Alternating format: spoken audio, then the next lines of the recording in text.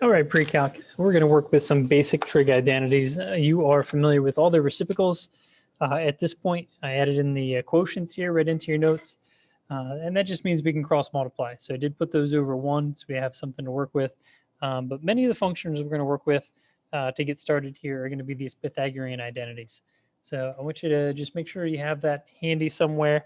Maybe jot at least the Pythagorean ones on a sheet of paper off to the side here so you don't have to scroll back and forth all the time. That might be helpful as we try and work some of these things out. All right, so let's take a look at what am I going to ask you to do with it.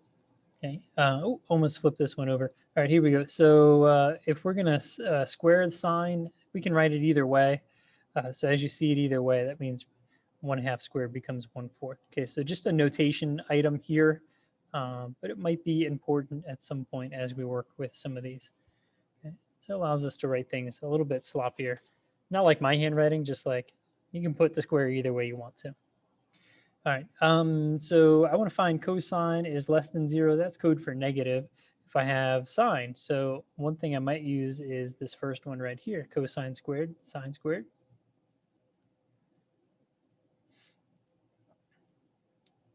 And that's going to be equal to 1. So I already know what sine is. So I'm going to go ahead and square that, all right? So cosine squared theta is going to give me 9/25. Whatever an equal sign, it's plus sign equals 1. Let's subtract 9/25. So cosine squared theta is going to give me 16/25. So cosine theta, right, I'm going to take the square root. Well, that's 4/5. And it could be plus or minus, but remember in the beginning we said it had to be negative. So that's what we're going to deal with there. All right, not too shabby, right? So you're like, yeah, I could do the Pythagorean theorem, and these are just going to be some variations off of there. Okay, so the bottom one in green here, okay, that's what we're going to use here. So cotangent squared theta plus 1 equals cosecant squared theta. All right, now I just told you that, but why are we going to use it? Well, look at the functions we're working with, cosecant and cotangent. So it kind of makes sense, right? We want cosine to be negative. We're going to come back to that. So we're going to solve this just like we were doing before. Negative 1/4 squared. So negative 1/4 and negative 1/4 is 1/16 plus 1 equals cosecant squared theta. Well, that'd be 1 and 1/16, but we don't want that, right? We're going to say 17/16 equals cosecant squared. And I haven't the slightest idea. I'm just kidding. It's pretty close to 4 when I take the square root here for the square root of 17, but let's just leave it that way. And I'm trying to decide if it's positive or negative. Okay, so I have a couple ideas I need to really reach back in my memory bank for, and it goes back to all students take calculus. Well, if I want cotangent to be negative and I want cosine to be negative, right? So this is where cosine is positive, so it's out. All of them are positive in the first quadrant, so that's out.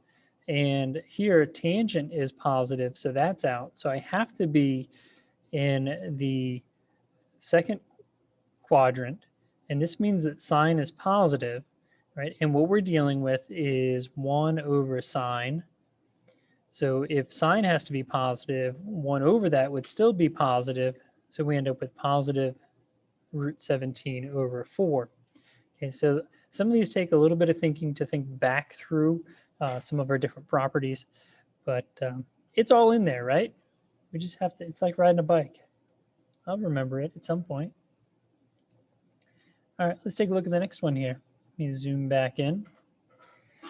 All right, secant, tangent. All right, that was the other one we haven't used yet. So here we go. We got tangent squared theta plus 1 equals the secant squared theta. I'm not even worried about the fact that we want sine to be negative when we're all done because we're so far away from that right now. So let's just check it out.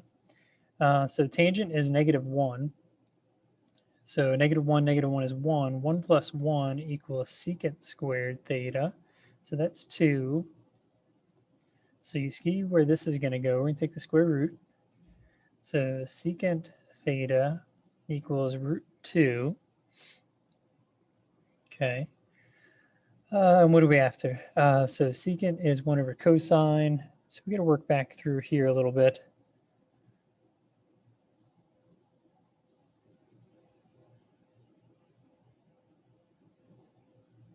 So if we want tangent to be negative, and I know that sine is negative, that means cosine must be positive. And if cosine must be positive, then the secant, what we're after, must be positive.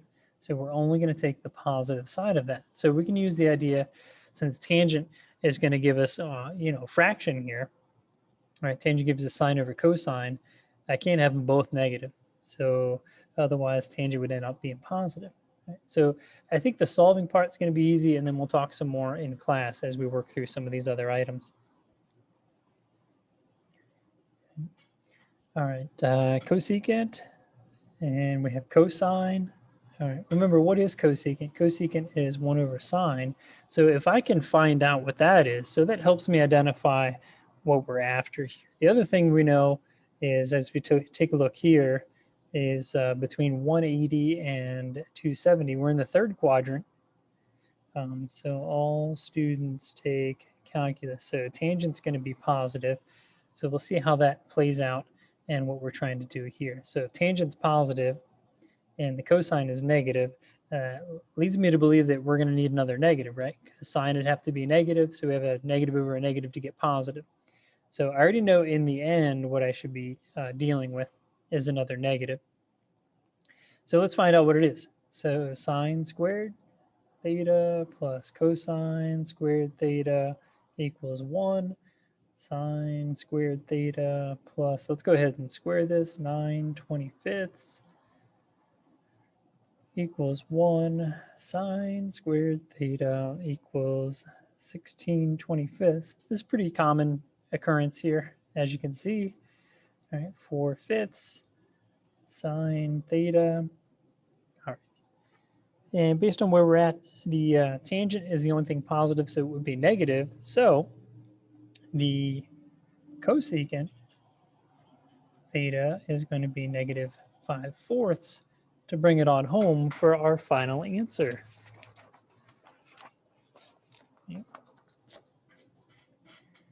All right, at this point, we want to try and transition just a little bit and see if you guys are okay solving for this one. So if you want to, go ahead and pause it. See if we can't figure out what's going on here. All right, now that you're back, let's see how you did. Okay, so we want cosine greater than 0. So we want cosine positive.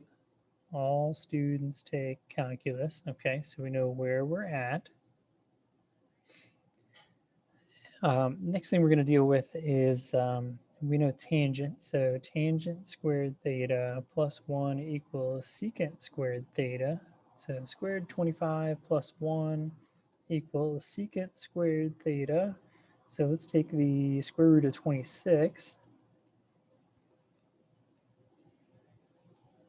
So secant theta is root 26.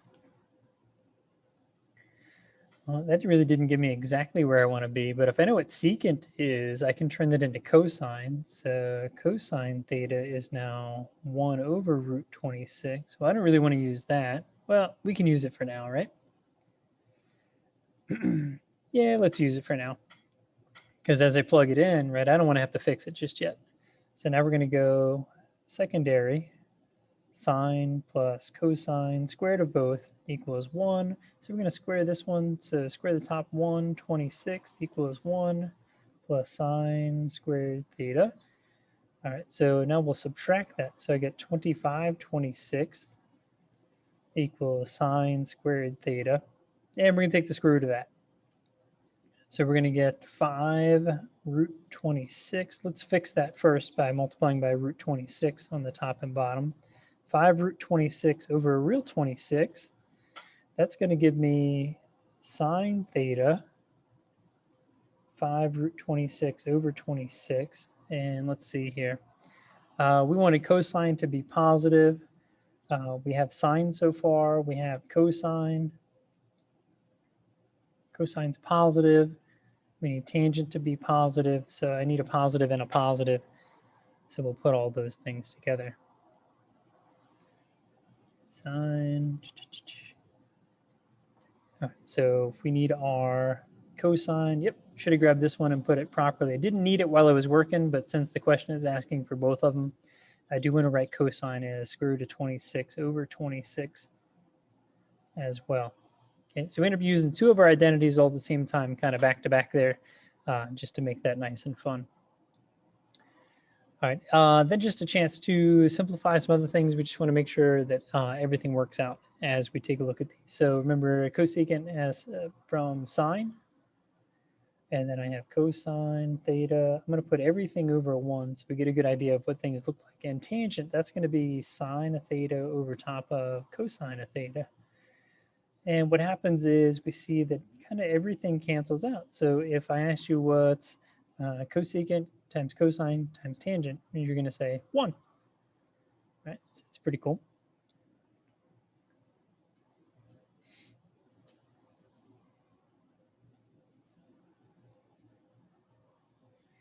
All right, so up top here, numerator, we have cotangent squared plus 1, theta plus 1 equals cosecant squared theta. Okay, so I can put that stuff right in there.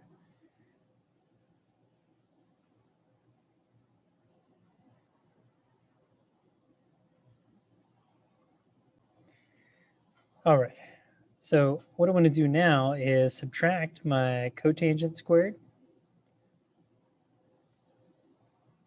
Okay, so that means this cosecant squared minus cotangent squared is actually going to turn into 1.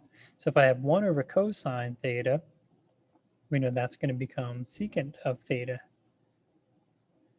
Okay, so again, using those Pythagorean identities a little bit in reverse. Ooh, thought I was going to have a visitor here. All right, last one. So sine. All right, so what can we turn this whole thing into? Let's find a way. There we go. Get that out of the way. Let's see. So remember we had not cosine, cotangent